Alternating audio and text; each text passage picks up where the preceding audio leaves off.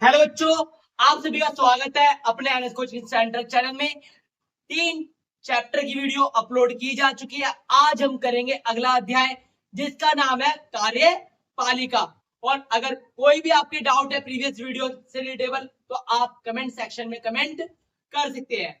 चलिए बेटा करते हैं चैप्टर को प्रारंभ। चैप्टर का नाम है कार्यपालिका। बेटा कार्यपालिका है क्या? बेटा सरकार के 3 अंगों में एक अंग जो महत्वपूर्ण है वो बेटा एक कार्यपालिका। कार्यपालिका कार्य क्या है, एक एक पॉइंट के ऊपर चर्चा करेंगे डीपली। कार्यपालिका जनता की इच्छा को कानूनी रूप में क्या करती है, लागू करती है। बेटा विधायिका कानून बनाती है और कार्यपालिका लागू करती है और न्यायपालिका न्याय करती है। जो उसको तोड़ता है उसको तोड़ने का काम कौन करती है बेटा? न्यायपालिका। चलिए बेटा अध्याय 4 कार्यपालिका। कार्यपालिका किसे कहते हैं? कार्यपालिका सरकार का वह अंग है जो जनता की इच्छा को कानूनी रूप में क्या करती है, लागू करती है। भारत में किस प्रकार की प्रणाली है बेटा? संसदीय प्रणाली को अपनाया। राष्ट्रपति बेटा कार्यपालिका के अंदर एक महत्वपूर्ण पद आता है जिसका नाम है बेटा राष्ट्रपति। बेटा भारत के अंदर संसदीय प्रणाली है, संसाधनात्मक प्रणाली है और संसाधनात्मक प्रणाली के अंदर जो राष्ट्रपति होता है वो नाम मात्र होता है। अगर बेटा बाई चांस नाम मात्र का बना रखा है और राष्ट्रपति बोली मेरा काम ही क्या है, नाम मात्र की तो हुई, इससे बेटा हो ही ना मैं अपना त्याग पत्र देती हूँ। तो बेटा ऐसी कंडीशन में राष्ट्रपति अपना त्याग पत्र देना चाहे तो राष्ट्रपति अपना त्याग पत्र किसको सौंपेगा? अपने से निचली वाली पोस्ट पे। तो राष्ट्रपति से नीचे जो पोस्ट होती है बेटा कौन सी होती है? Vice president. और अभी जो हमारी राष्ट्रपति है माननीय श्री द्रौपदी मुर्मू है और जो अभी हमारे भारत के उप राष्ट्रपति है उनका नाम है जगदीप धनखड़। धागड़नी। किस राष्ट्रपति का चुनाव सर्वसम्मति से हुआ था? बेटा भारत के अंदर एक ऐसे राष्ट्रपति भी है जिसमें कोई विवाद नहीं, सभी दलों ने एक सहमति के साथ क्या है बेटा उनको चुन लिया था। बेटा इनका नाम था नीलम संजीव रेड्डी। क्या नाम था बेटा? नीलम संजीव रेड्डी। ठीक है, इन्हें क्या बेटा सर्वसम्मति से चुना गया था। किस अनुच्छेद में राष्ट्रपति पद की व्यवस्था की गई है? बेटा राष्ट्रपति पद की व्यवस्था अनुच्छेद 52 में की गई है। अनुच्छेद 52 कहता है कि भारत के अंदर एक राष्ट्रपति भी होगा। ये बेटा किसमें कहा गया? अनुच्छेद 52 में। मंत्रिमंडल में कौन कौन सम्मिलित होता है? बेटा अनुच्छेद 74 में। अनुच्छेद 74 में प्रधानमंत्री की सहायता के लिए, प्रधानमंत्री की सहायता के लिए मंत्रिमंडल पद की क्या की गई है? व्यवस्था की गई है। किसकी व्यवस्था की गई है बेटा? मंत्रिमंडल की व्यवस्था की गई है। किसमें बेटा? अनुच्छेद 74 में कि प्रधानमंत्री के कार्यों के लिए एक मंत्रिमंडल होगा। इसमें व्यवस्था की गई है अनुच्छेद 74 में। ठीक है बेटा, मंत्रिमंडल में आते कौन कौन है बेटा? मंत्रिमंडल के अंदर 3 अंग आते हैं, वो कौन कौन से हैं? एक उप मंत्री, राज्य मंत्री और कैबिनेट मंत्री। मंत्रिमंडल का गठन, मंत्रिमंडल के मुख्य 3 खिलाड़ी होते हैं बेटा। मंत्रिमंडल में मुख्य कितने खिलाड़ी होते हैं? 3। राज्य मंत्री, उप मंत्री और कैबिनेट मंत्री। चलिए बेटा नेक्स्ट क्वेश्चन पे। किस प्रधानमंत्री का कार्यकाल 13 दिन का रहा था? बेटा भारत के अंदर 2 ऐसे प्रधानमंत्री रहे हैं जिनका कार्यकाल 13 दिन का रहा। एक बेटा जिन्होंने कार्यवाहक प्रधानमंत्री के रूप में पद ग्रहण किया। बेटा आकस्मिक मृत्यु जब शास्त्री जी की हो जाती है उसके बाद गुलजारीलाल नंदा ने 13 दिन के लिए कार्यकाल प्रधानमंत्री का ग्रहण किया था। और उसके बाद एक ऐसे ही प्रधानमंत्री विश्वास प्रस्ताव में विश्वास प्राप्त नहीं कर पाए और जिस कारण 13 दिन बाद उन्हें त्याग पत्र देना पड़ा, जिनका नाम था अटल बिहारी वाजपेयी। किस अनुच्छेद के द्वारा मंत्रिमंडल की व्यवस्था की गई है? ये अभी मैंने आपको बता दिया बेटा अनुच्छेद 74 में। चलिए बेटा ब्राजील अध्यात्मक कार्यपालिका वाले 2 देश बताओ, अमेरिका और ब्राजील, जहां पे बेटा राष्ट्रपति सबसे ज्यादा महत्वपूर्ण पद हो और सारी शक्तियां उसी में निहित हो। तो ये व्यवस्था कहाँ है बेटा? अमेरिका और ब्राजील में है। कार्यपालिका कार्य बताइए बेटा, कार्यपालिका का क्या कार्य है, क्या करती है कार्यपालिका? चलिए बेटा कार्यपालिका के बारे में पढ़ते हैं। गिलक्राइस्ट, ये बेटा संविधान निर्माता के अंदर एक महत्वपूर्ण व्यक्ति है जिन्होंने क्या है बेटा परिभाषा दी है कार्यपालिका से संबंधित। गिलक्राइस्ट के अनुसार कार्यपालिका सरकार का वह अंग है जो कानून के रूप में प्रकट जनता की इच्छा को लागू करती है। सिंपल वर्ड में बेटा, जनता की इच्छा को कानूनी रूप में प्रकट करने का कार्य किसका है बेटा? कार्यपालिका का। ये बात किसने की है बेटा? गिल क्राइस्ट ने कही है। कार्यपालिका के कार्य बेटा, प्रशासन संबंधी कार्य। कार्यपालिका के मुख्य कार्य विधानमंडल के पास किए गए कानूनों को लागू करना होता है। बेटा, कार्यपालिका का कार्य विधायिका द्वारा बनाए गए कार्य को लागू करना होता है। बेटा, जब तक कोई बिल कानून नहीं बनेगा, जब तक राष्ट्रपति के हस्ताक्षर नहीं हो जाएंगे। सैनिक कार्य बेटा, आंतरिक और भारी आक्रमण से हमारे को बचना है और सैन्य कार्रवाई करनी है, वो बेटा किसके कहने पे होती है? बेटा, कार्यपालिका के कहने पे ही होती है। जब तक कार्यपालिका के द्वारा निर्देश नहीं दिया जाएगा तब तक किसी प्रकार की सैन्य कार्रवाई नहीं होगी, क्योंकि जल, थल, वायु तीनों का सेना अध्यक्ष होता है। बेटा, आप कमेंट सेक्शन में बताना और जल्दी बताना, ठीक है, क्योंकि कुछ देर बाद मैं ही आपको इसका आंसर दे दूंगा। चलिए बेटा, नीति निर्धारण बेटा, कार्यपालिका क्या करती है? बेटा, देश को चलाने के लिए नीतियां बनाती है, जिस प्रकार हमारे देश का क्या है? कल्याण हो सके और सभी वर्गों का कल्याण हो सके। न्यायिक कार्य बेटा, कार्यपालिका कुछ केसों में न्यायिक कार्य भी करती है, क्योंकि राष्ट्रपति के पास एक महत्वपूर्ण शक्ति होती है, न्यायिक शक्ति। वो समाधान की प्रवृत्ति को समाधान कर सकती है या सजा की प्रवृत्ति को बदल सकती है। ठीक है बेटा, समाधान की प्रवृत्ति का मतलब है किसी को बेटा फांसी की सजा दी है तो उसको मृत्युदंड में तब्दील, मृत्युदंड से उम्र कैद में तब्दील कर देना। चलो नेक्स्ट क्वेश्चन पे, संसद किस प्रकार मंत्री परिषद पर नियंत्रण रखती है? बेटा, संसद किस प्रकार, संसद का मतलब विधायिका किस प्रकार सत्तारूढ़ी दल को नियंत्रण रखती है? सत्तारूढ़ी दल का मतलब क्या है बेटा? जो अभी सत्ता में है। सत्ता में अभी कौन है बेटा? BJP party, Bharatiya Janata party. ये क्या है बेटा? अभी सत्ता में है। क्या है बेटा? सत्ता में। किस प्रकार विधायिका इसको नियंत्रण में रख सकती है? बेटा, कोई भी ये कानून बनाते हैं तो बेटा प्रश्न पूछकर, विधायिका क्या है? प्रश्न पूछ के क्या है बेटा? इनको नियंत्रित कर सकती है और बहस करके, किस क्या क्या करके बेटा? बहस करके, प्रश्नों के माध्यम से। ठीक है बेटा, ये काम क्यों किया गया? ठीक है, वो हिसाब किताब क्या है बेटा? विधायिका में प्रश्न पूछ के क्या है? कार्यपालिका नियंत्रित किया जाता है, बहस करके। काम रोको प्रस्ताव बेटा, अगर कोई अमानवीय बिल पास किया जा रहा है कार्यपालिका के द्वारा, सत्तारूढ़ी दल के द्वारा, तो बेटा विधायिका काम रोको प्रस्ताव ला सकती है। मतलब उस काम को होने नहीं दिया जाएगा, अड़चने ला दिया जाएगा, जिस कारण क्या है? वो काम उधरी के उधरी रोक दिया जाएगा।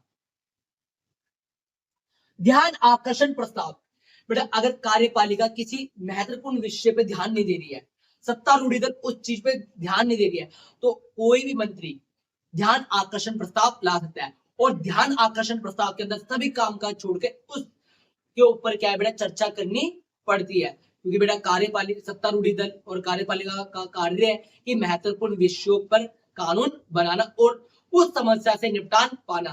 तो मंत्रियों के द्वारा क्या ध्यान आकर्षण प्रस्ताव लगाया जा सकता है। अविश्वास प्रस्ताव बेटा, अविश्वास प्रस्ताव के अंदर क्या होता है कि बेटा विधायिका के अंदर अधिकांश लोग ये घोषित कर दे कि सत्तारूढ़ी दल पर क्या है? हमारे को विश्वास नहीं है, तो उस केस में क्या होगा बेटा?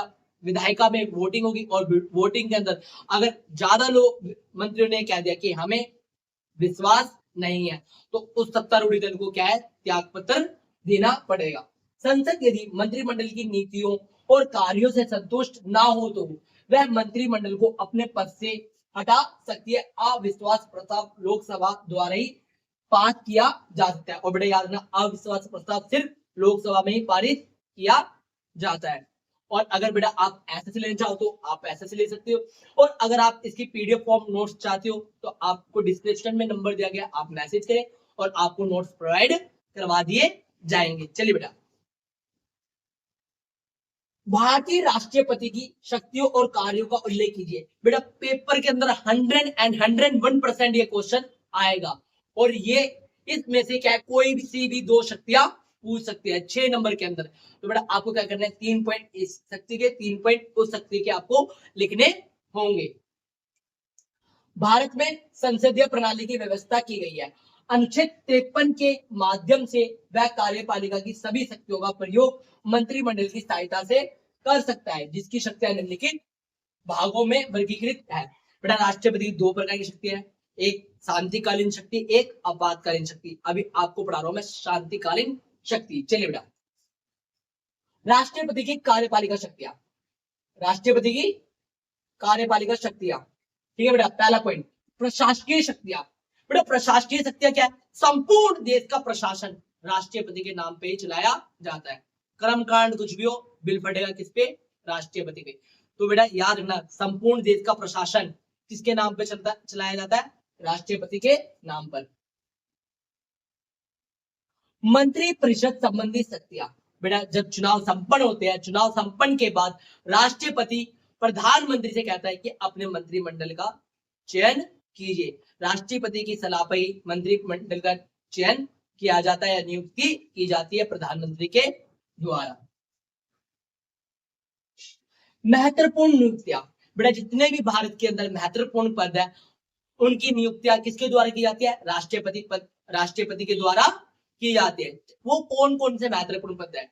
भारत के मुख्य चुनाव आयुक्त, सुप्रीम कोर्ट के मुख्य न्यायाधीश। और आप सभी कमेंट करके बताओ अभी वर्तमान में भारत के CJI कौन है? चीफ जस्टिस ऑफ इंडिया कौन है? पहले जो थे नंबर 1 के जो पहले थे वो कौन थे? हीरालाल जय कन्हैया। सैनिक शक्तियां। बेटा जल, थल, वायु तीनों सेनाओं का अध्यक्ष राष्ट्रपति होता है। विदेश संबंधी शक्तियां। बेटा अंतरराष्ट्रीय स्तर पर वो भारत का क्या करते हैं? प्रतिनिधित्व करते हैं। और विदेशों से कोई भी राष्ट्रपति या कोई भी विदेश मंत्री आए, उसका स्वागत राष्ट्रपति के द्वारा ही किया जाता है। अन्य व्यक्ति भी कर सकते हैं, पर राष्ट्रपति एक महत्वपूर्ण पद है जिनके द्वारा स्वागत किया जाता है। अब बात करते हैं राष्ट्रपति की विधायी शक्तियां। अब बेटा संसद से जुड़ी हुई, मतलब विधायिका से जुड़ी हुई राष्ट्रपति के पास क्या शक्ति है? संसद का अधिवेशन। राष्ट्रपति की सलाह पर ही क्या है बेटा? संसद का अधिवेशन बुलाया जाता है। जब चुनाव संपन्न होते हैं, चुनाव संपन्न होने के बाद क्या है? संसद का अधिवेशन बुलाया जाता है। संसद को संबोधित। जब बेटा नव निर्वाचित या लोकसभा का जब भी सदन बुलाया जाता है, पहला भाषण किसका होता है बेटा? राष्ट्रपति का होता है, जो क्या मार्गदर्शित किया जाता है कि हम क्यों एकत्रित हुए हैं। राज्यसभा में मनोनीत सदस्य। बेटा किसी ने कला, साहित्य या इत्यादि क्षेत्र में भारत का नाम रोशन किया हो, विज्ञान, कला, साहित्य में, तो बेटा राष्ट्रपति किसी भी 12 सदस्य को राज्यसभा में मनोनीत कर सकता है। बिलों का कार्य रूप। विधायिका द्वारा बनाए गए कानून को कार्य रूप में राष्ट्रपति का सिग्नेचर करके परिवर्तित करता है। बेटा अध्यादेश जारी करना। बेटा राष्ट्रपति की एक महत्वपूर्ण शक्ति अध्यादेश। जब संसद का कार्यकाल ना चल रहा हो और किसी विषय पर, महत्वपूर्ण विषय पर कानून बनाना हो, तो उस समय क्या किया जाए? अब संसद का तो सत्र चल नहीं रहा, तो बेटा उस समय राष्ट्रपति क्या है बेटा? अनुच्छेद 123 के द्वारा, अनुच्छेद 123 के द्वारा, अध्यादेश के द्वारा कानून बना सकता है। किंतु जैसे सत्र प्रारंभ होगा, वैसे सबसे पहले इस अध्यादेश के द्वारा जो कानून बनाया गया था उस पर चर्चा की जाएगी कि इसको बरकरार रखना है या नहीं। अनुच्छेद 123 के द्वारा अध्यादेश जारी कर राष्ट्रपति कानून का निर्माण कर सकता है। जब संसद का अधिवेशन ना चल रहा हो, तब वह विशेष परिस्थिति में प्रयोग कर सकता है। संसद प्रारंभ होते ही साथ ही 6 हफ्ते के भीतर इस पर कार्रवाई प्रारंभ की जाएगी कि इसे निरस्त किया जाए या बरकरार रखा जाए। और बेटा अगर आप एसएस लेना चाहते हो तो आप एसएस ले सकते हो। अगर वीडियो अच्छी लगी है तो वीडियो को लाइक करें और अपने दोस्तों तक शेयर कर दें जिन्होंने अभी तक पढ़ाई स्टार्ट नहीं की है। अब आ जाओ बेटा राष्ट्रपति की वित्तीय शक्तियां। अब बेटा राष्ट्रपति की वित्तीय शक्तियां, पैसा पैसा। चलिए बेटा राष्ट्रपति की वित्तीय शक्ति के बारे में बात कर लेते हैं। बेटा बजट पेश करता। राष्ट्रपति क्या है बेटा? मंत्रिमंडल को सलाह देता है कि बजट बनाइए। सरकारी आय व्यय का वार्षिक बजट राष्ट्रपति की ओर से संसद के समक्ष प्रस्तुत किया जाता है। वित्त बिलों पर स्वीकृति। और राष्ट्रपति क्या है बेटा? जब फाइनेंस मिनिस्टर के द्वारा बिल पारित कर दिया था, उसके बाद वित्त बिलों पर स्वीकृति कौन देता है बेटा? राष्ट्रपति देता है कि भैया चलिए आपका बिल हमने स्वीकार किया। आकस्मिक निधि पर नियंत्रण बेटा, संकट के अंदर बेटा अगर हमारे को धन की आवश्यकता है तो राष्ट्रपति की अपनी खुद की एक तिजोरी है, और उस संकट की दृष्टि में क्या है बेटा, उससे क्या है पैसे निकाल सकते हैं, और बेटा राष्ट्रपति की बिना मंजूरी से नहीं निकाल सकते। तो राष्ट्रपति की सलाह पर क्या है बेटा, हम आकस्मिक निधि से क्या है पैसे निकाल सकते हैं। भारत की आकस्मिक निधि राष्ट्रपति के अधीन है। इस निधि से वह किसी भी आकस्मिक खर्च के लिए संसद की स्वीकृति से पूर्व खर्च कर सकता है। आय वितरण बेटा, राष्ट्रपति के द्वारा क्या किया जाता है? आय वितरण किया जाता है। राष्ट्रपति आय कर से प्राप्त होने वाली आय को विभिन्न राज्यों के भाग को निर्धारित करता है, किस राज्य को कितना भाग दिया जाएगा, कितना भाग नहीं दिया जाएगा। वित्त आयोग अनुच्छेद 280 के द्वारा राष्ट्रपति वित्त आयोग की स्थापना करता है। न्यायिक कार्य बेटा, राष्ट्रपति का न्यायिक कार्य क्या है? समाधान शक्ति बेटा, जैसे मैंने पहले बता दिया था, राष्ट्रपति के पास क्या है? समाधान शक्ति है। समाधान शक्ति के अंदर यह है कि वो किसी की सजा को कम कर सकता है या सजा की प्रवृत्ति को बदल सकता है। नियुक्तियां राष्ट्रपति राज्यों के उच्च न्यायालयों तथा सर्वोच्च न्यायालयों के न्यायाधीशों की नियुक्ति करता है। ठीक है बेटा। परामर्श संबंधी शक्तियां बेटा, राष्ट्रपति को किसी महत्वपूर्ण विषय पर सलाह लेनी है तो वो सुप्रीम कोर्ट के मुख्य न्यायाधीश से सलाह ले सकते हैं। ऐसा हमारे संविधान के अंदर क्या है? वर्णित किया गया है। और बेटा नेक्स्ट क्वेश्चन बेटा, राष्ट्रपति की शक्तियों को अच्छी तरह याद करके जाए। अब बात कर लेते हैं राष्ट्रपति की आपातकालीन शक्तियां। बेटा राष्ट्रपति की आपातकालीन शक्तियां 3 अनुच्छेद में वर्णित है। अनुच्छेद 352, 356, 360। बेटा अनुच्छेद 352 के अंदर पहले ये व्यवस्था थी कि अगर आंतरिक अशांति है, अगर आंतरिक अशांति है तो आपातकाल की घोषणा की जा सकती है। पर बेटा 44वें संशोधन के द्वारा आंतरिक अशांति को हटाकर क्या कर दिया गया? सशस्त्र विद्रोह या बेटा कोई भारी आक्रमण की संभावना हो या देश के अंदर हथियारों के साथ दंगे फसाद होने की आशंका है या हो रहे हैं तो उसी कंडीशन में आपातकाल लगाई जा सकती है 352 में, जिसके अंदर नागरिकों के मौलिक अधिकार छीन लिए जाते हैं। अब बात करते हैं अनुच्छेद 356। बेटा 356 में क्या है? किसी राज्य के अंदर उधर की राज्य सरकार संविधान का पालन करते हुए क्या है? शासन नहीं कर रही है। उस स्थिति में क्या है बेटा? राष्ट्रपति शासन लगाया जा सकता है। तो 356 के द्वारा क्या है? वहां पे क्या लगा दिया जाएगा? राष्ट्रपति शासन। और बेटा 360 अनुच्छेद 360, अगर बेटा देश के अंदर वित्तीय संकट की संभावना है तो आपातकाल की घोषणा की जा सकती है। बेटा अभी तक भारत के अंदर कभी वित्तीय संकट नहीं लगा है। और कमेंट में आप करके बताएं बेटा, दिल्ली में राष्ट्रपति शासन कब और कितनी बार लगा है? चलिए बेटा एक क्वेश्चन है क्या बेटा? सॉरी, राजनीतिक कार्यपालिका तथा स्थायी कार्यपालिका में अंतर बताओ। बेटा राजनीतिक कार्यपालिका, स्थायी कार्यपालिका में अंतर बताओ। राजनीति जो राज करती है वो कौन करते? राजनीति बेटा नेता लोग करते हैं।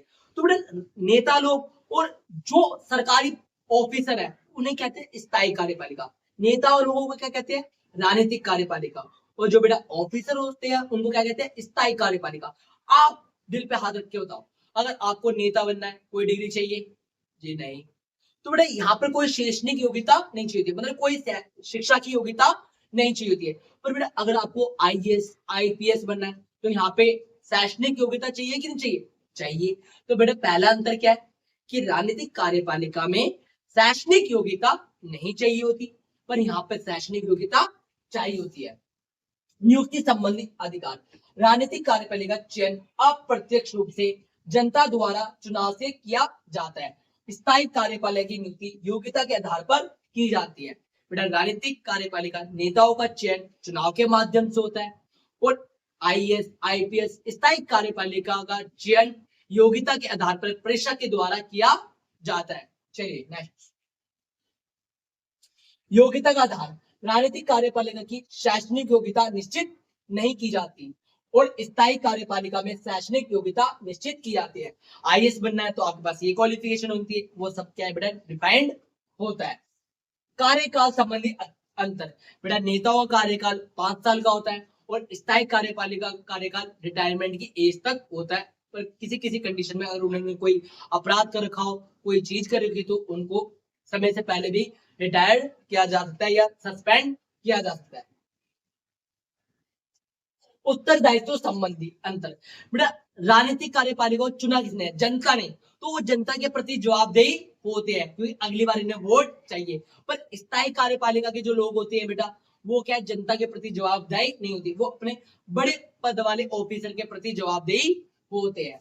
राजनीतिक कार्यपालिका अथवा नीतियों तथा कार्यों के लिए अंतिम रूप से जनता के प्रति उत्तरदायी है। स्थायी कार्यपालिका के सदस्य कानून के अनुसार अपने विभाग के उच्च अधिकारियों के प्रति उत्तरदायी होती है। राजनीतिक संबंधी अंतर, बेटा राजनीतियों का सीधा संबंध राजनीति से होता है, पर कार्यपालिका स्थायी कार्यपालिका का नहीं होता। भूमिका संबंधी अंतर, स्थायी कार्यपालिका नीतियों को लागू करती है और राजनीतिक कार्यपालिका नीति बनाने में मदद करती है। बेटा निष्कर्ष लिखना जरूर ना भूलें। बेटा अगर आप चाहते हो आपको 6 के 6 नंबर मिले तो आप निष्कर्ष पॉइंट हेडिंग के साथ और सही तरीके से प्रेजेंटेशन जैसे नोट्स के अंदर मैंने करा सेम ऐसे ही पेपर में लिखा, पेपर वाला 1 नंबर भी आपका नहीं काट सकता। चलिए बेटा नेक्स्ट क्वेश्चन पे। नौकरशाही के 4 कार्य बताइए। नौकरशाही शासन व्यवस्था का एक महत्वपूर्ण हिस्सा होती है। ये प्रशासनिक अधिकारी होते हैं जो सरकार की नीतियों को लागू करते हैं। इनके मुख्य कार्य निम्नलिखित है। बेटा ये क्या है बेटा, अधिकारी होते हैं जो नीति बनाने में क्या करते हैं, मदद करते हैं सरकार की। चलिए बेटा एक एक पॉइंट के ऊपर बात करें। नीतियों का क्रियान्वयन, बेटा सरकार की नीति को लागू करने में क्या मदद करते हैं, कौन बेटा, नौकरशाही। सेकंड पॉइंट प्रशासनिक सहायता, बेटा देश का प्रशासन चलाने में राजनीतिक कार्यपालिका की क्या करते हैं, नौकरशाही मदद करते हैं। कानून को पालन कराना, नौकरशाही ये सुनिश्चित करती है कि देश में बनाए गए कानूनों को सही पालन हो रहा है या नहीं और जनता को न्याय मिल रहा है या नहीं, इसका निर्धारण कौन करता है बेटा, नौकरशाही करती है। जन सेवा और लोक सेवा कल्याण, नौकरशाही का मुख्य उद्देश्य जनता की सेवा करना होता है, जैसे शिक्षा, स्वास्थ्य, सफाई और अन्य सुविधाओं को लोगों तक पहुंचाना होता है। निष्कर्ष लिखना ना भूले। नौकरशाही सरकार और जनता के बीच एक पुल की तरह काम करती है जो शासन को प्रभावी और व्यवस्थित बनाने में सहायता करती है। बेटा निष्कर्ष ऐसा लिखे, ऐसी हेडिंग लिखे कि पेपर वाला नंबर देने से चूके ना, बस चेक करता है, ओहो मजा आ गया जी, ऐसे आपको पेपर लिखना है। और एक महत्वपूर्ण क्वेश्चन आपको करवाया जाएगा नेक्स्ट वीडियो में इस चैप्टर से रिलेटेबल, जिसका जो क्वेश्चन है बेटा प्रधानमंत्री के कार्य और शक्ति, क्योंकि बेटा 6 नंबर का क्वेश्चन है और आज की वीडियो में करवा देता पर वीडियो ज्यादा लंबी बन जाती। अगर वीडियो अच्छी लगी हो तो लाइक करें और अपने दोस्तों तक शेयर कर देना और बोल देना भाई पढ़ ले, अब तो नोट्स ही मिल गए हैं। चलिए बेटा वीडियो को